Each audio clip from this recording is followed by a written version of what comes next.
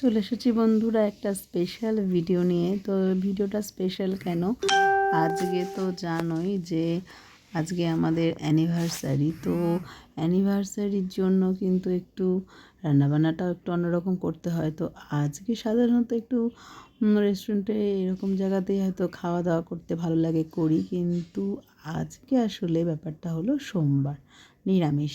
তো নিরামিষ তো কী করব, কোথাও বাইরে কিছু খাই না, তার জন্য কিন্তু তোমাদের দাদাভাই এই সব কিছুই গুছিয়ে এনে দিয়েছে, বলেছে তো বাড়িতেই রান্না বান্না করেই খাওয়া যাক, আর কি করা যাবে মানে নিরামিষের দিনে তুমি যখন বাইরে কিছু খাও না। তো তার জন্য আজকে মেনুতে দেখো ফ্রাইড রাইস রেখেছি, আর তার সাথে বেগুনি আছে, কাশ্মীরি আলুর দম আছে, তারপরে ফুলকপির রসা আছে, চিলি পনির আছে, চাটনি, পাঁপড়, পায়েস সবই আছে।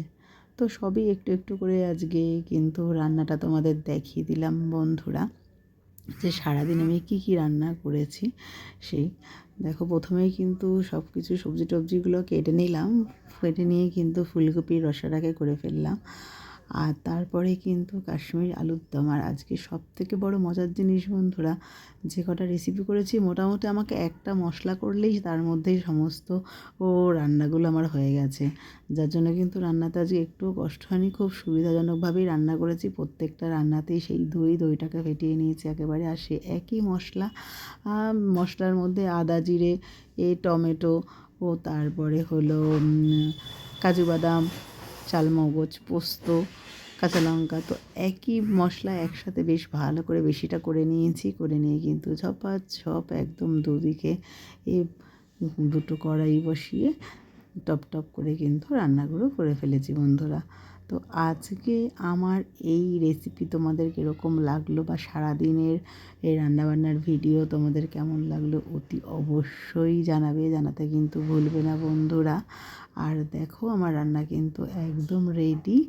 বেশ সকালবেলা উঠে ঠাকুর পুজো করে তারপরে উপরের নিচের মানে ঠাকুর ঘরের এর নিচে যে আমাদের মন্দির আছে শিব মন্দির, সেখানে পুজো করে আমার উপরের লক্ষ্মী গণেশ পুজো করে এত সমস্ত কাজ করে কিন্তু আমি এতগুলো রান্না আড়াইটার মধ্যে একদম মানে আড়াইটার আগেই হয়ে গেছে।